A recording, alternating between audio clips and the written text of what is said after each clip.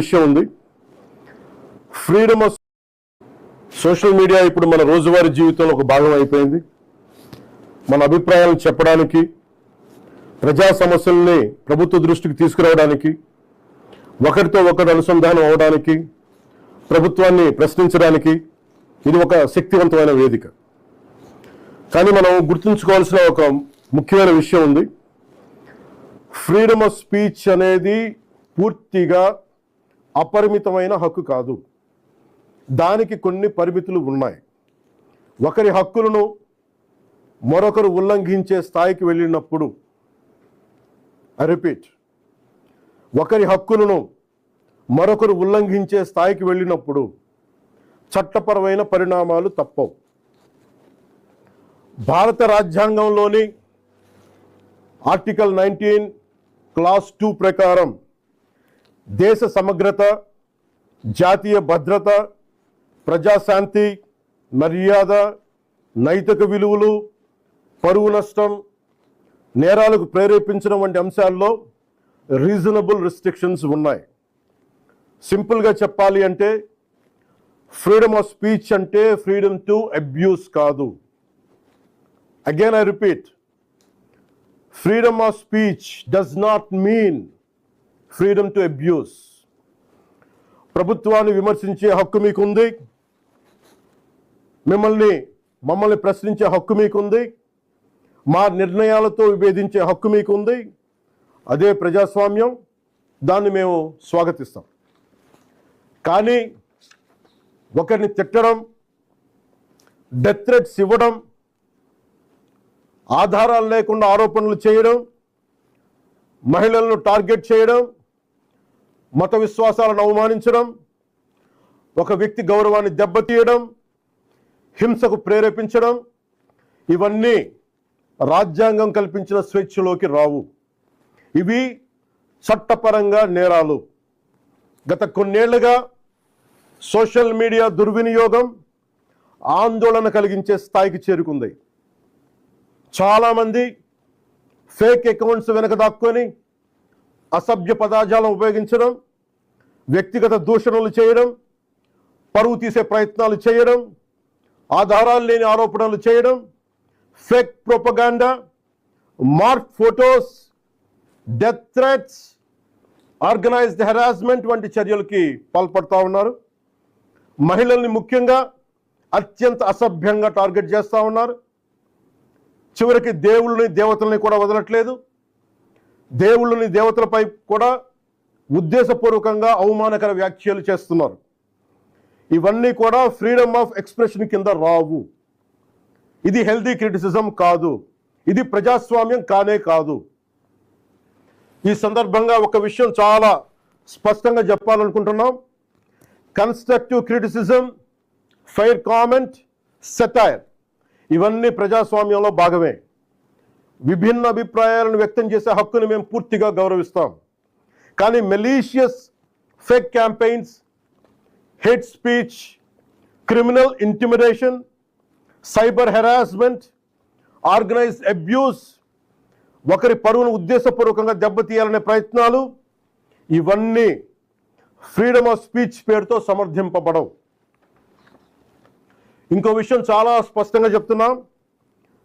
నేరస్తులకి, నేరానికి కులం లేదు, మతం లేదు, రాజకీయ పార్టీ లేదు. ఐ రీఐటరేట్, నేరానికి, నేరస్తులకి కులం లేదు, మతం లేదు, రాజకీయ పార్టీలు లేవు. తప్పు చేసిన తర్వాత కులం, మతం, ప్రాంతం లేదా రాజకీయ వెనకాలు దాక్కోవాలని ఎవరు ప్రయత్నించకండి. చట్టం ముందు ప్రతి పౌరుడు సమానమే. నేరం చేసిన ప్రతి ఒక్కరిపై చట్ట ప్రకారం చర్యలు తీసుకోబడతాయి. సోషల్ మీడియా దుర్వినియోగం వల్ల ఇబ్బందులు ఎదుర్కొంటున్న ప్రతి ఒక్కరికి ఈ సందర్భంగా నేను ఒక మాట చెప్తా ఉన్నాను. మీరెవ్వరూ ఒంటరి వారు కాదు. మీకు ప్రభుత్వం అండగా ఉంటుంది. డిప్యూటీ చీఫ్ మినిస్టర్ ఆఫీస్లో సోషల్ మీడియా దుర్వినియోగానికి సంబంధించిన ఫిర్యాదులు స్వీకరించేందుకు ప్రత్యేక వ్యవస్థని ఏర్పాటు చేయబోతున్నాం. స్క్రీన్ షాట్స్, లింక్స్, వీడియోస్ లేదా ఇతర డిజిటల్ ఎవిడెన్స్తో ఫిర్యాదు చేయవచ్చు.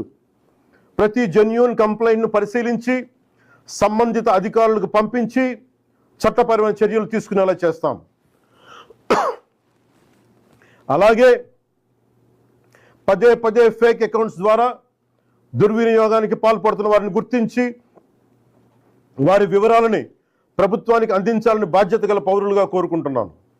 ఇది కేవలం ప్రభుత్వ బాధ్యత మాత్రమే కాదు, మీ అందరి బాధ్యత, మనందరి బాధ్యత. ఇలాంటి నేరాలకి పాల్పడిన వారిపై భారతీయ న్యాయ సంహిత BNS, భారతీయ నాగరిక్ సురక్షా సంహిత BNSS, ఇన్ఫర్మేషన్ టెక్నాలజీ యాక్ట్ 2000 మరియు ఇతర సంబంధిత చట్టాల ప్రకారం కఠినమైన చర్యలు తీసుకుంటాం. కేసు స్వభావాన్ని బట్టి BNS section 351 death threats, criminal intimidation, anonymous threats. BNS section 352 ఉద్దేశపూర్వక అవమానాలు, గొడవలకు ప్రేరేపించే వ్యాఖ్యలు. BNS సెక్షన్ 353 తప్పుడు సమాచారం, రూమర్స్, పబ్లిక్ మిస్చీఫ్కి దారితీసే పోస్టులు. BNS సెక్షన్ 356 డిఫమేషన్, వ్యక్తి పరువుకు భంగం కలిగించడం. BNS సెక్షన్ 79 మహిళల గౌరవాన్ని దెబ్బతీసే వ్యాఖ్యలు లేదా చర్యలు. BNS సెక్షన్ 299 మత విశ్వాసాలను, ఏ మతమైనా కానీ, BNS సెక్షన్ 299 మత విశ్వాసాలను ఉద్దేశపూర్వకంగా అవమానించడం. BNS సెక్షన్ 196 వర్గాల మధ్య విద్వేషాన్ని రెచ్చగొట్టే చర్యలు. Information technology act sections 66C and 66D fake accounts, identity theft, online impersonation. Information technology act section 67 obscene లేదా అసభ్యకరమైన ఎలక్ట్రానిక్ కంటెంట్. అవసరమైతే information technology act section 69A ప్రకారం చట్టవిరుద్ధమైన ఆన్లైన్ కంటెంట్ పై కూడా చర్యలు తీసుకునే అవకాశం ఉంది. ఈ వ్యవస్థని మరింత బలోపేతం చేయడానికి ప్రత్యేక టాస్క్ ఫోర్స్ని ఏర్పాటు చేస్తున్నాం. సైబర్ క్రైమ్ పోలీస్ మరియు ఇతర లా ఎన్ఫోర్స్మెంట్ ఏజెన్సీస్తో కలిసి పనిచేస్తూ సోషల్ మీడియాలో జరిగే నేరాలపై చాలా వేగంగా చర్యలు తీసుకుంటాం. ప్రతి పౌరుడికి నేను విజ్ఞప్తి చేస్తున్నాను, ఫేక్ అకౌంట్స్, డెత్ థ్రెట్స్, మహిళలపై అసభ్యకర పోస్టులు, మతాలను అవమానించే పోస్టులు, ఆర్గనైజ్డ్ మిస్ఇన్ఫర్మేషన్ లేదా చట్టవిరుద్ధమైన కంటెంట్ కనిపిస్తే దయచేసి దాన్ని ఫార్వర్డ్ చేయకండి, ప్రమోట్ చేయకండి. దానికి సంబంధించిన screen shot, URL, date, time వంటి ఆధారాలను భద్రపరిచి అధికారులకు ఇవ్వండి. మీ సహకారం వల్ల ఎన్నో నేరాలను అరికట్టవచ్చు. అవసరమైతే సోషల్ మీడియా దుర్వినియోగాన్ని అరికట్టేందుకు కొత్త లెజిస్లేషన్ తీసుకురావడానికి ఈ ప్రభుత్వం సిద్ధంగా ఉంది. అదే సమయంలో రాజ్యాంగం కల్పించిన ఫ్రీడమ్ ఆఫ్ స్పీచ్ని పూర్తిగా పరిరక్షిస్తాం. చివరిగా ఒకటే చెప్తున్నాం, మన మాటల్లో బాధ్యత ఉండాలి. మాట్లాడే భాషలో